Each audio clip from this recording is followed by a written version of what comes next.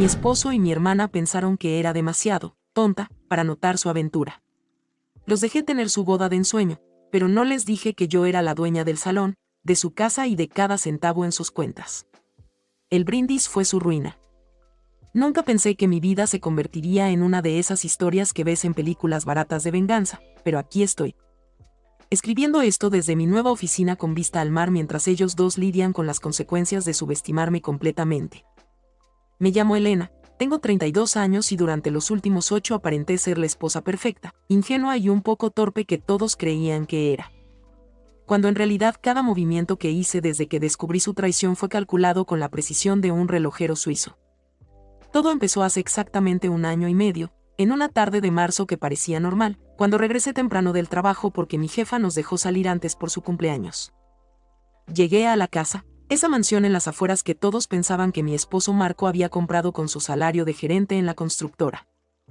Sin saber que yo la había adquirido años antes de conocerlo usando el dinero de mi fondo fiduciario que heredé de mi abuela. Un detalle que nunca mencioné porque aprendí desde joven que la gente te trata diferente cuando sabe que tienes dinero. Estacioné mi auto, un Honda Civic del 2015 que mantenía a propósito aunque podía comprarme 10 Mercedes si quisiera, y entré por la puerta principal esperando encontrar la casa vacía como siempre a esa hora. Lo que encontré fue a mi esposo Marco y a mi hermana menor Sofía en nuestro sofá de la sala, el que yo había elegido en esa tienda boutique del centro. Besándose con una intensidad que me hizo entender inmediatamente que esto no era algo nuevo ni casual, era algo que llevaba tiempo, algo establecido. Algo que había florecido bajo mis narices mientras yo jugaba el papel de la esposa distraída que siempre llegaba tarde del trabajo y nunca cuestionaba nada. Me quedé paralizada en la entrada, con las llaves todavía en la mano, viendo cómo las manos de Marco recorrían la espalda de mi hermana, cómo ella se reía con esa risa que yo conocía desde que éramos niñas. Esa risa cómplice que ahora entendía había estado dirigida a mí durante meses en las cenas familiares, en las reuniones navideñas, en cada maldita ocasión en que los tres habíamos estado juntos. Retrocedí en silencio, cerré la puerta sin hacer ruido, volví a mi auto y me senté ahí temblando durante 20 minutos completos, no de tristeza sino de una rabia tan pura que sentía que me quemaba por dentro. Conduje hasta un café a 3 cuadras, pedí un americano doble que no probé y saqué mi laptop, la misma que usaba para revisar mis inversiones inmobiliarias. Mi cartera de acciones y los negocios que había construido en secreto durante los últimos 10 años mientras todos me veían como la chica tonta que había tenido suerte de casarse con un hombre guapo y exitoso. Abrí mis archivos y empecé a hacer un inventario mental de todo lo que poseía, de cada propiedad a mi nombre, de cada cuenta bancaria, de cada inversión. Y fue entonces cuando me di cuenta del poder real que tenía en mis manos. Un poder que ellos ni siquiera sospechaban que existía. La casa donde vivíamos, registrada bajo el nombre de una LLC que yo controlaba. El edificio de departamentos donde Sofía rentaba su loft con un descuento del 60% que ella creía que Marco le había conseguido por sus contactos pero que en realidad yo autorizaba cada mes.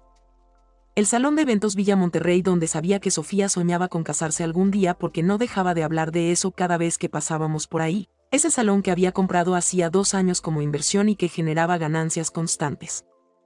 Todo, absolutamente todo estaba bajo mi control y ellos no tenían ni idea.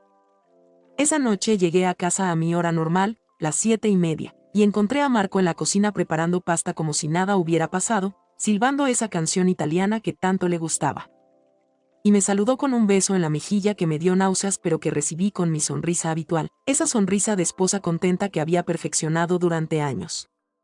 Le pregunté cómo estuvo su día y me contó una historia elaborada sobre una junta con inversionistas que nunca existió, sobre un cliente difícil que tuvo que manejar, y yo asentí en los momentos correctos, hice las preguntas apropiadas.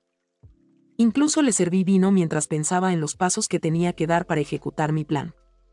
Durante las siguientes semanas me convertí en detective de mi propia vida, revisando estados de cuenta, mensajes borrados que recuperé con un software que compré en la Deep Web, correos electrónicos que hackeé usando las contraseñas que Marco guardaba en un archivo de Excel llamado inocentemente trabajo importante, y lo que descubrí fue peor de lo que imaginaba.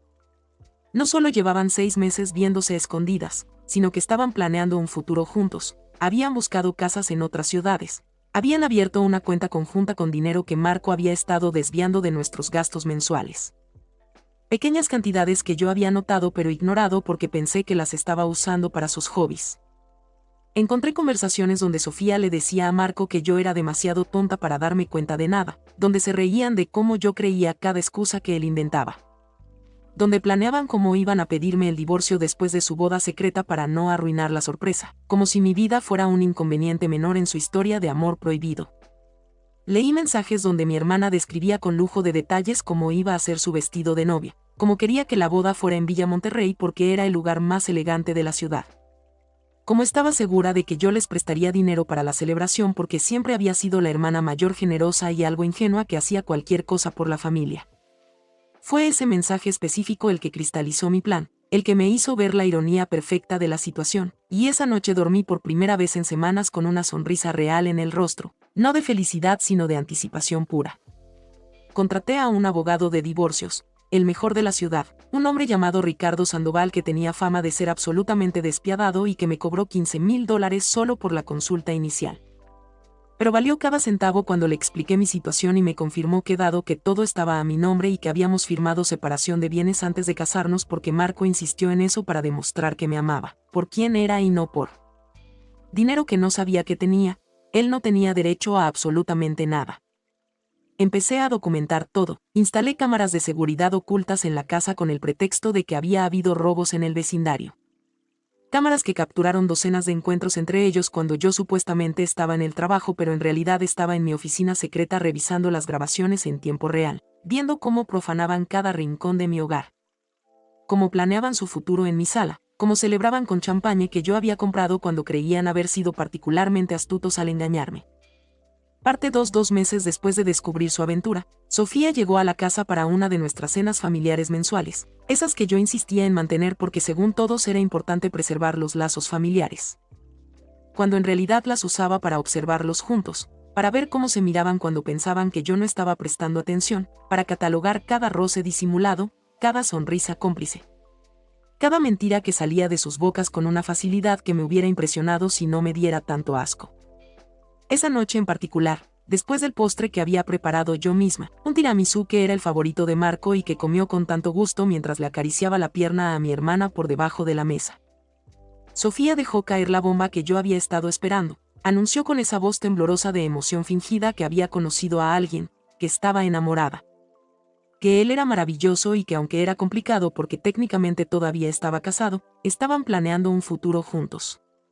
Vi cómo Marco contenía la respiración, como sus nudillos se ponían blancos al apretar el tenedor, como calculaba en su cabeza si mi hermana acababa de arruinar todo, pero yo reaccioné exactamente como ellos esperaban, con sorpresa genuina, con felicidad por mi hermanita, preguntándole todos los detalles, quién era él, cómo se conocieron, cuándo lo iba a presentar a la familia.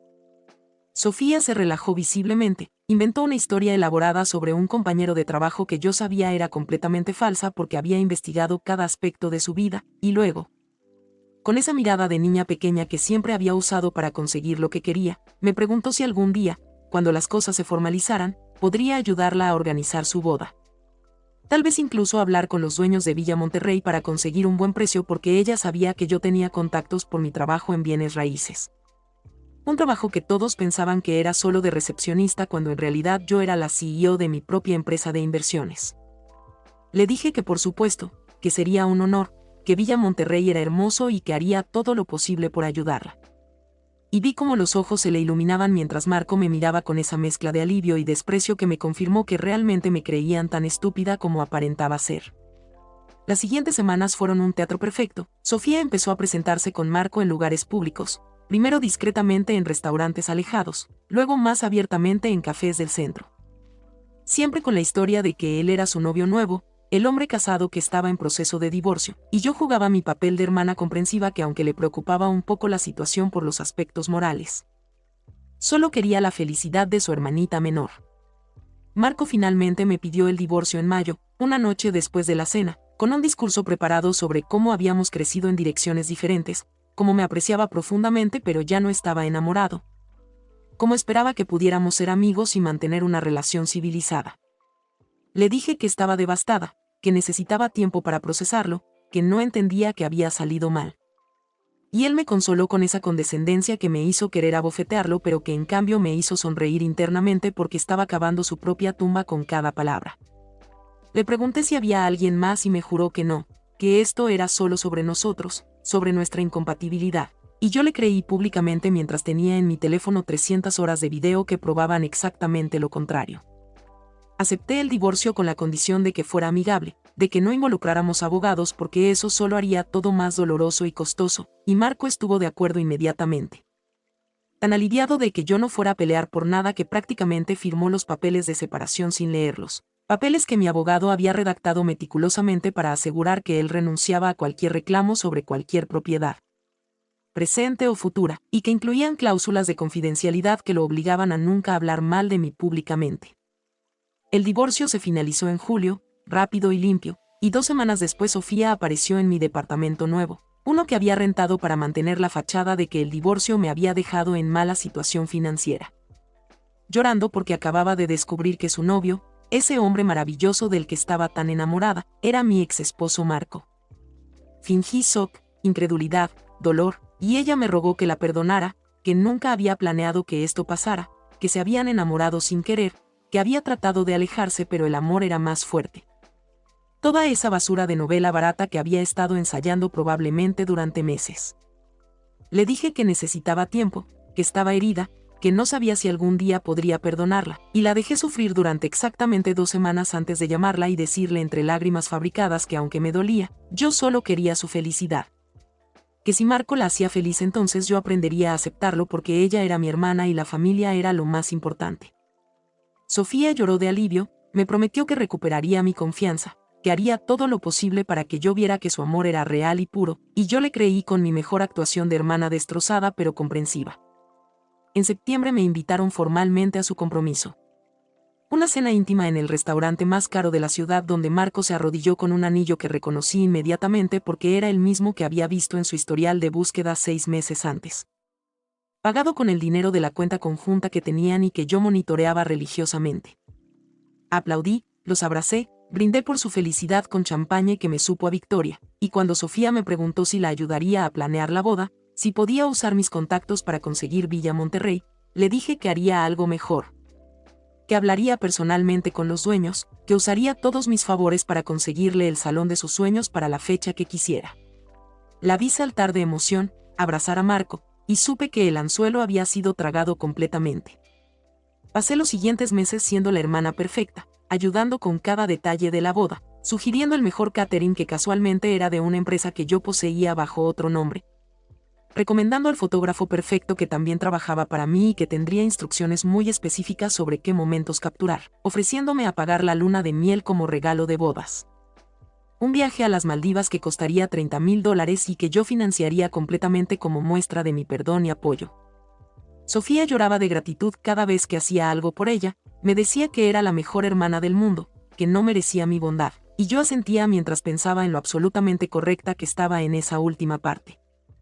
Marco me trataba con esa amabilidad condescendiente de alguien que se siente culpable pero también aliviado de haber salido tan bien librado, me agradecía por ser tan madura sobre la situación, por poner a la familia primero. Y yo sonreía mientras firmaba cheques y transferencias que ellos creían que me estaban dejando en la ruina cuando en realidad no representaban ni el 1% de mi patrimonio real.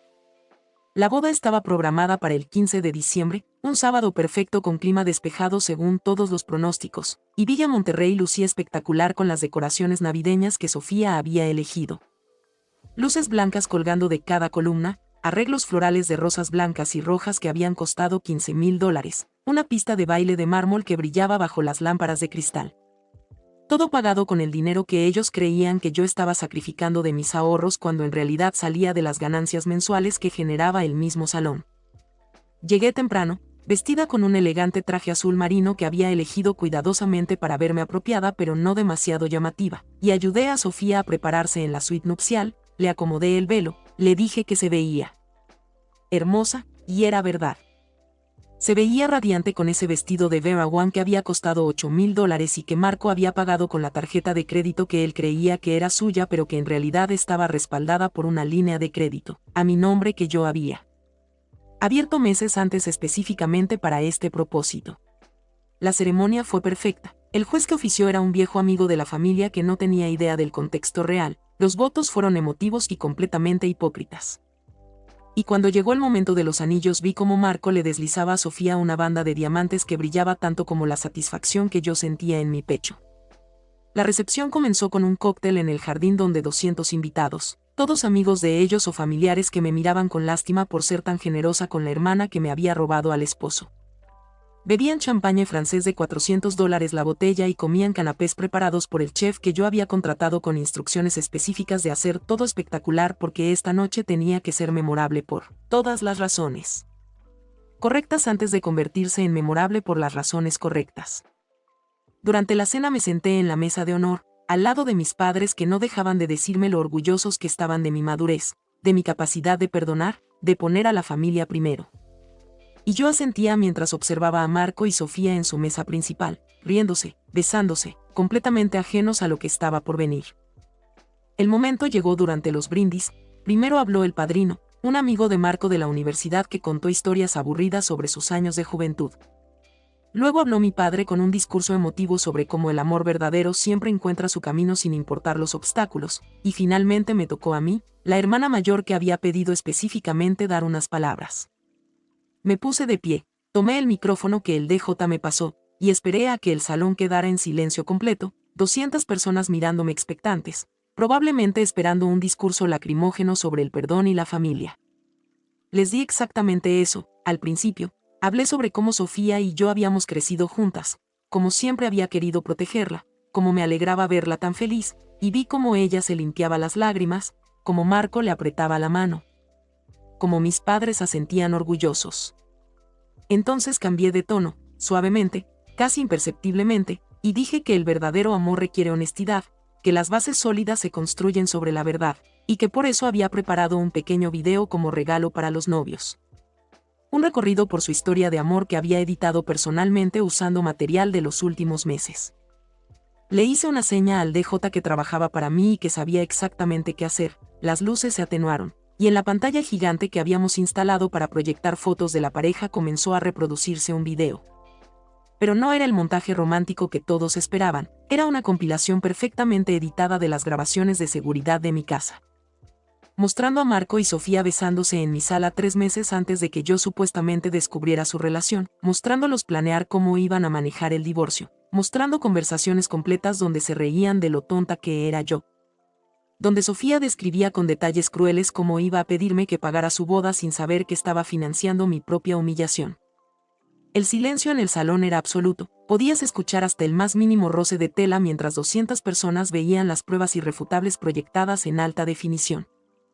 Y cuando volteé a ver la mesa principal vi que Sofía estaba blanca como su vestido, que Marco había dejado caer su copa de champaña que ahora manchaba el mantel de lino blanco, que ambos me miraban con una mezcla de horror y comprensión naciente. Pero no había terminado, dejé que el video corriera durante exactamente 5 minutos, el tiempo suficiente para que quedara absolutamente claro lo que había estado pasando.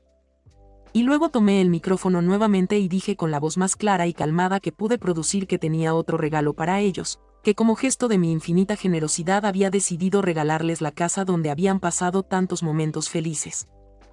Esa mansión hermosa en las afueras, pero que había un pequeño detalle técnico que probablemente querían saber, la casa era mía, siempre había sido mía, registrada bajo el nombre de una LLC que yo controlaba. Y que efectivamente se las estaba regalando pero con la condición de que firmaran un contrato de arrendamiento con opción a compra que requería un pago inicial de $500,000 que vencía en 30 días o la propiedad volvía a mí junto con todo lo que hubieran dejado dentro. Vi cómo la comprensión llegaba a sus rostros, como Marco empezaba a hacer cálculos mentales desesperados porque sabía que no tenían ese dinero, que todo lo que habían ahorrado lo habían gastado en esta boda, en el anillo. En la luna de miel que yo había pagado pero que ahora cancelaría, y continué explicando que el departamento donde Sofía vivía también era mío. Que el descuento que había estado recibiendo había terminado esa misma mañana y que su renta ahora sería de $4,000 mensuales retroactivos a 6 meses atrás.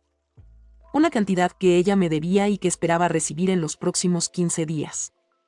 Mis padres se pusieron de pie, mi madre gritando que qué estaba haciendo, que cómo podía ser tan cruel, y yo volteé hacia ellos con esa misma calma y les recordé que ellos me habían enseñado que la familia era lo más importante.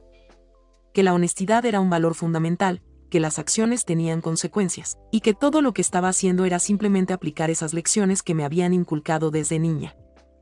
Sofía comenzó a llorar histéricamente, corrió hacia mí suplicando que parara, que lo sentía, que había sido un error, pero yo simplemente le entregué un sobre que contenía todos los documentos legales, los contratos de arrendamiento, las facturas por servicios prestados, los estados de cuenta de la tarjeta de crédito que estaba a mi nombre y que ahora requerían pago completo de $32,000 en compras que ellos habían hecho. Marco intentó una última jugada desesperada, se puso de pie y empezó a gritar que esto era ilegal, que me iba a demandar, que yo estaba loca, pero mi abogado Ricardo Sandoval, que había estado esperando discretamente en la parte trasera del salón, se acercó con una sonrisa y le entregó un folder adicional que contenía copias de todos los acuerdos que Marco había firmado durante el divorcio, incluyendo la renuncia a cualquier propiedad y la cláusula de confidencialidad que estaba violando en ese preciso momento al amenazarme públicamente. Violación que según el contrato resultaba en una penalización de $100,000 pagaderos inmediatamente. Los invitados comenzaron a levantarse, algunos indignados conmigo, otros claramente disfrutando del drama, y yo tomé mi bolso, le di las gracias al DJ por su excelente trabajo, le dejé una propina de $1,000 en efectivo. Y caminé hacia la salida mientras Sofía seguía llorando y Marco intentaba explicarle a cualquiera que lo escuchara que yo era una psicópata manipuladora, sin darse cuenta de que cada palabra que decía estaba siendo grabada por el mismo fotógrafo que ellos habían pensado que estaba capturando los mejores momentos de su boda. Salí de Villa Monterrey, mi Villa Monterrey, subí a mi auto que no era un Honda Civic viejo sino un Tesla Model S último modelo que había mantenido guardado en un estacionamiento privado durante años, y conduje hacia mi verdadera casa. Un penthouse en el centro de la ciudad con vista panorámica que había comprado 3 años antes y que nadie en mi familia sabía que existía. Al día siguiente, mientras ellos lidiaban con las consecuencias y las facturas que seguirían llegando, mientras Marco descubría que su trabajo en la constructora era en realidad en una empresa subsidiaria que yo poseía a través de inversiones mayoritarias y que su despido ya estaba siendo procesado por recursos humanos. Mientras Sofía recibía la notificación de desalojo con fecha efectiva de 30 días, yo estaba en mi oficina real firmando documentos para una nueva adquisición, otro edificio de departamentos de lujo que agregaría a mi portafolio. Nunca volví a hablar con ninguno de ellos directamente, toda comunicación pasaba a través de abogados. Y cuando 6 meses después recibí la notificación de que habían tenido que declararse en bancarrota personal y que Sofía había tenido que mudarse de regreso con mis padres mientras Marco vivía en el sótano de un amigo, sentí exactamente cero remordimiento, solo una satisfacción tranquila de saber que había ejecutado el plan perfecto, que había usado su propia arrogancia y subestimación en mi contra hasta convertirla en el arma que los destruyó. Hoy, 2 años después, dirijo abiertamente mi empresa de inversiones, mi patrimonio ha crecido a 8 cifras, y cada vez que paso por Villa Monterrey, que sigue siendo uno de los salones más exclusivos y rentables de la ciudad, sonrío recordando la noche en que 200 personas vieron en tiempo real lo que pasa cuando subestimas a la mujer tonta.